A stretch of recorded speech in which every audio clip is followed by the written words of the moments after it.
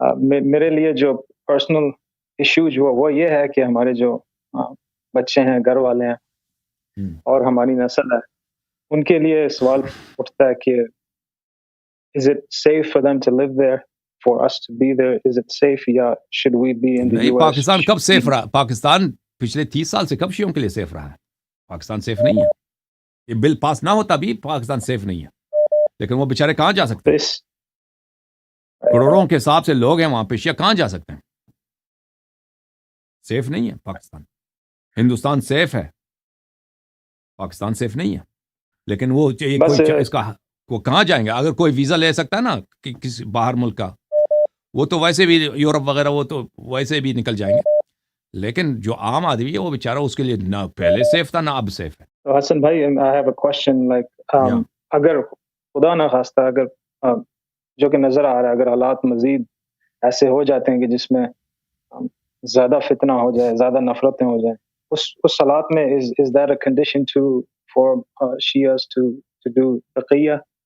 اور تقیہ اب بھی کرنی چاہیے بھائی، تقیہ تو ہمیشہ کرنی چاہیے. بالکل، میں ہمیشہ میں شیعہ بھائیوں کو کہتا ہوں کہ تقیہ کرو. تم ایسے معاشرے میں رہتے ہو جو بہت ریڈیکل ہے، بہت ہی متعصب معاشرہ پاکستان کا. یعنی پاکستانی جو عام آدمی ہے نا، بہت سارے جو ہمارے جو مسلمان بھائی ہیں پاکستان میں وہ مذہبی نہیں ہے. پاکستان میں جتنا غیر مذہبی آدمی ہے شیعوں کے لیے اتنا ہی وہ بہتر ہے. آپ کو پتہ ہے نا، جتنا سیکولر ہوگا اتنا ہی بہتر ہوگا شیعوں کے لیے. لیکن جتنے یہ مذہبی بنتے ہیں اتنے ہی یہ پاگل بن جاتے ہیں، اتنے ہی ان میں جنون آ جاتی ہے، انٹائی شیعزم آ جاتا ہے. تو اس لیے اور پاکستان میں مذہبیت جو ہے نا، جیسے خود ہمارے انقلابی علماء کہتے ہیں کہ امام خمینی کی وجہ سے اسلامی دنیا میں اسلامی بیداری کی لہر آ گئی ہے. وہ لہر کس بات کی لہر آ گئی ہے؟ تعصب کی لہر آ گئی ہے، ریڈیکلائزیشن کی لہر آ گئی. وہ اور اسلامی جو جماعتیں مدارس ہیں ان کو زیادہ فنڈنگز ملیں. یہی سے اسلامی لہر جو ہے یہی لہر ہے. اس اسلامی لہر کی وجہ سے خمینی صاحب نے جو اسلامی لہر پھیلایا اس کی وجہ سے شیعہ دشمنی بہت بڑھ گئی ہے دنیا میں.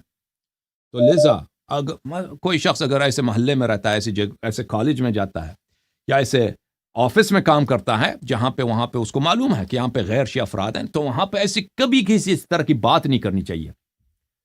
کبھی بھی اس طرح کی بات نہیں کرنی چاہیے جس کی وجہ سے آپ کو کسی دن اس کا یہ چاہیے بل پاس بھی نہ ہونا، اس کے پھر بھی ایسی بات نہیں کرنی چاہیے جس کی وجہ سے آپ کو گزند پہنچ سکتا ہے، خطرہ ہو سکتا ہے، آپ کو کوئی گالی دے سکتا ہے، آپ کو کوئی بہترامی، کوئی ضرورت ہی نہیں ہے. کیوں ایسی بات کریں؟ دنیا میں بہت ساری اور باتیں وہ کریں، مذہبی بات ان سے نہ کریں. مذہبی بات کرنے کے آپ مذہبی کتاب پڑھیں، ٹھیک ہے نا. مذہبی بات ہمارے لیے چھوڑ دیں، مذہبی بات ہم جیسوں کے لیے چھوڑ دیں. ہم جو ہے نا ان کی طبیعت صاف کرنا جانتے ہیں. جی ہاں، میں یہ کہہ رہا تھا کہ ہمارے جو امام بارگاہ ہیں، اپنے جو شیعہ لوگ ہیں، ان سے بھی اب جب ہم ظاہر کرتے ہیں اپنا موقف، ان سے بھی کافی بیک لاش آتا ہے تھوڑا سا.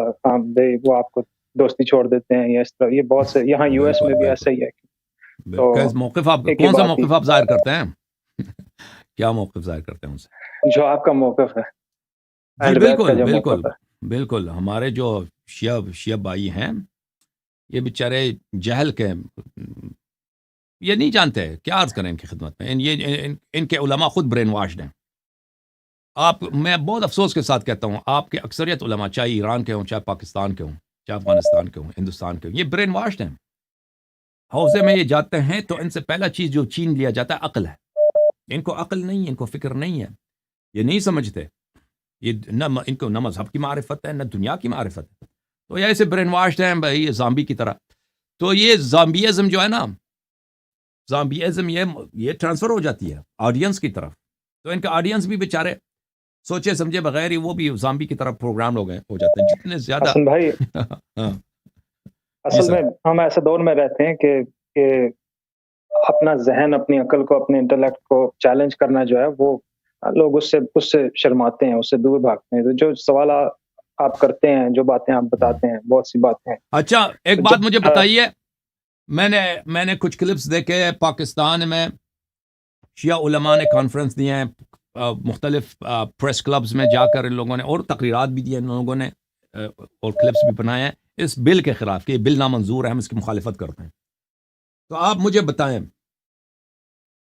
میرے عزیز میرے بھائی کہ جب یہ لوگ خود ان کے مرجع ان کے لیڈر یہ فتوے دے چکے ہیں اور یہ فتوے فخر کرتے تھے اس فتوے کو، یہ آپ نے دیکھا ہوگا کتنے شیخ خطبہ ہیں فخر کے ساتھ سر اونچا کر کے کہ اہل سنت کے مقدسات کی توحید کرنا آرام ہے، ہمارے مراجع کا سب کا فتویٰ یہی ہے. تو آپ مجھے بتاؤ یہ کس منہ سے آ کر، اور جماعت عمریہ کے علماء ان کو نہیں کہتا ہے، صوفی وغیرہ ان کے جو جماعت اسلامی ہے فضل الرحمان گروپ ہے وغیرہ، ان کو نہیں کہتا کہ تم کس منہ سے تم مخالفت کرتے ہو جب تمہارے اپنے مراجع نے فتویٰ دی ہے. تم خود، تمہارے ہزاروں کلپ موجود ہے کہ تم نے خود کہا کہ جماعت عمریہ کے مقدسات کی توہین کرنا حرام ہے، تو تم کیسے اس بل کی مخالفت کرتے ہو؟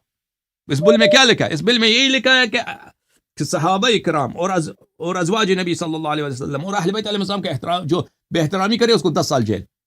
ویسے پہلے بھی یہ حرام ہے، تو اس کو کس منہ سے تم مخالفت کرتے ہو؟ تو مجھے سمجھ نہیں آ رہا کہ یہ لوگ جو پریس کانفرنس دے رہے ہیں وہ کیوں بھول جاتے ہیں کہ یہ سارا ایمیونیشن، یہ سارا اسلحہ، یہ مواد انہوں نے خود دشمن کو فراہم کیا ہے. اب آ کے کہتے ہیں کہ استغفر اللہ، یہ بل ہمارے خلاف ہے. حسن بھائی، یہ صرف اپنی ریپوٹیشن، میرے خیال سے یہ صرف اپنی ریپوٹیشن رکھنے کے لیے عوام کے سامنے، تاکہ لوگ یہ نہ کہیں کہ آپ نے کچھ نہیں کیا. تو اب تو ان کو کرنا پڑے گا کیونکہ their back is against the wall. تو لیکن ان کے جو پریویس سٹیپس تھے وہ اس کے کانٹرڈکٹری تھے. تو مطلب کہ یہ تو عاقل بندہ جب سوچتا ہے تو سمجھ آ جاتی ہے کہ اب ایک اور چیز مجھے سمجھ نہیں آ رہی، یہ بل تو کب عرصے سے یہ اسمبلی میں پیش ہوا ہے، پھر اسمبلی میں پاس ہوا، پھر سینٹ میں، ابھی تک یہ کہاں تھے؟ ہاں ابھی تک، ہاں جی بالکل. اب پاس ہونے سے پہلے تحرک کرنا چاہیے تھا نا. پاس ہونے سے پہلے آپ کو پتا ہے کہ یہ پاکستان میں سب سے بڑی اقلیت جو ہے نا، سب سے بڑی مائنورٹی شیعوں کی ہے، سب سے بڑی مائنورٹی، اور ان کی تعداد کروڑوں میں. کیوں ان کے پاس ایسی، یہ ان کی جماعت کیوں حساس نہیں ہے؟ کیوں ان کے پاس میڈیا میں، کیوں ان کے پاس ایسے لابینگ سسٹم نہیں ہے؟ کیوں ایسے لوگوں نے جب الیکشنز ہوتے ہیں، دیکھیں پاکستان میں کہ اکثر علاقوں میں شیعوں کی اتنی آبادی ہے کہ جس ایم این اے کی وہ تائید کریں، اگر وہ اس کو ووٹ دیتے ہیں تو اس کی کامیابی کے چانسز زیادہ ہوتے ہیں. یہ صحیح ہے کہ نہیں کہہ رہا ہوں؟ بالکل صحیح ہے. تو کیوں یہ لوگ اپنے ایم این اے، یہ ہمارے شیعہ جو آرگنائزیشنز ہیں، کیوں یہ شرط نہیں رکھتے کہ بھئی اگر آپ نے اس بل کو ووٹ دیا تو اگلے الیکشن میں ہم آپ کو ووٹ نہیں دیں گے، ہم آپ کے جو بھی آپ کا مخالف ہوگا اس کو ووٹ دیں گے، کہ آپ جو پھر کبھی متحب نہیں ہوں گے یہاں پر. کیوں پہلے سے یہ طے نہیں کرتے یہ لوگ؟ پہلے سے اگر یہ کام ہوتے، پہلے سے اگر یہ منظم ہوتے نا پریس کا. اب آتے ہیں یہ بیوقوف، آتے ہیں یوٹیوب کے لیے، اس یوٹیوب کی ویورشپ کون، اس یوٹیوب کو کون دیکھتا ہے؟ صرف شیعہ دیکھتے ہیں اور کوئی نہیں دیکھتا. اس یوٹیوب میں آ کے کسی پریس کلب میں آ کے کہتے ہیں اس بل کے خلاف بات کرتے ہیں، اس کا کیا اثر ہوتا ہے؟ اس کا کیا، اس یوٹیوب کو کون دیکھتا ہے؟ صرف شیعہ دیکھتے ہیں اور صرف شیعہ کامنٹ کرتے ہیں آپ کے سپورٹ میں. آپ سمجھتے ہیں جماعت مخالفین جو ہے ان میں سے کوئی شخص اس بات پہ ناراض ہے؟ کوئی بھی ناراض نہیں ہے واللہ. ان کو پتہ بھی ہے کہ بل غلط ہے. جماعت مخالف ایسے ان کو پتہ بھی ہے کہ بل غلط ہے. صحابہ کی توہین پہ یہ جو ہے، یہ صحابہ کی توہین بخاری میں موجود ہے، بلکہ قرآن میں موجود ہے. ان کو خود پتہ ہے، لیکن وہ راضی ہیں اس بات پر کہ ایسے بل پاس ہو تاکہ شیعوں کا جینا حرام کر دیں. ان کو خود پتہ، شیعہ وہ مخالفین اس بات کی مخالفت نہیں کریں گے، اور یہ اس طرح کے پریس کلبز میں اس طرح کی باتیں کرنے کا کیا فائدہ؟ جی سر بات کریں. حسن بھائی، ان کا انڈیپینڈنٹ تھاٹ نہیں ہے نا، پیچھے سے جب کٹ پتلی ہوتی ہے جیسے پپٹ کی طرح ہے نا ایران اور جو ایکسٹرنل فرمنٹ، تو ان کی اپنی انڈیویجول تھاٹ نہیں ہے کہ ہمارے ملک کے لیے کیا بہتر ہے، شیعوں کے لیے یہاں پہ کیا بہتر ہے. تو یہ مطلب سنو بال افیکٹ ہے، ساری چیزوں کو لپیٹ لیتے ہیں. اچھا میرا حسن بھائی، میں زیادہ وقت نہیں لوں گا، ایک اور سوال تھا. بہت عرصے کے بعد آپ سے بات ہوئی ہے جو کہ میری ڈیلی لائف کے اندر کافی افیکٹ کرتی ہے یہاں یو ایس میں رہ کے، اور یہ سوال میرے ذہن میں بہت عرصے سے کہ جو انٹرسٹ کا وہ انشاءاللہ کبھی اس پہ تقریر کریں گے. Okay, that's a detail that it has details. yeah speech کر دیں گے. Okay, thank you sir. Please do. Thank you. Okay. Thank you. May Allah bless you. Thank you sir.